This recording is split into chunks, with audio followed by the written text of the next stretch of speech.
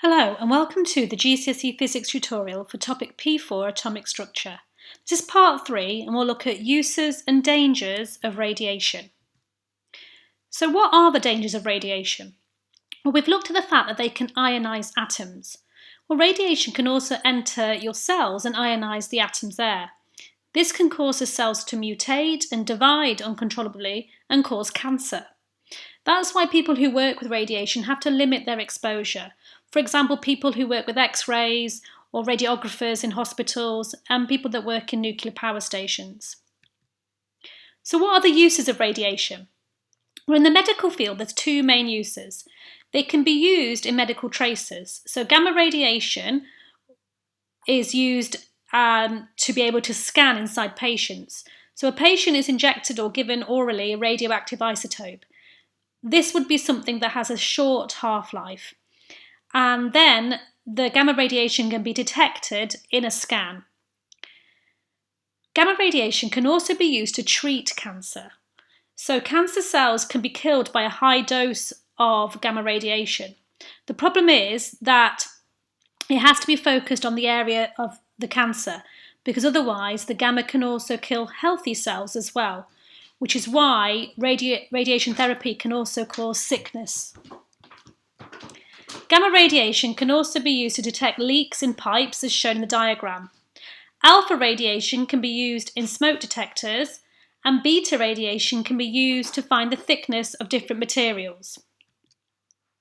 So what is background radiation? Well, that's a low-level radiation that exists around us all the time. It's perfectly safe, but it does vary depending on where you live and where you work. Let me go through some examples of background radiation. If you look at the pie chart, most of it is from radon gas. There's also background radiation from space or cosmic rays, food and drink, buildings and rocks, and then artificial sources such as hospitals, nuclear power stations, and weapon testing areas. There's two words that you need to know the difference between: irradiation and contamination. Irradiation is how much exposure you have to radiation.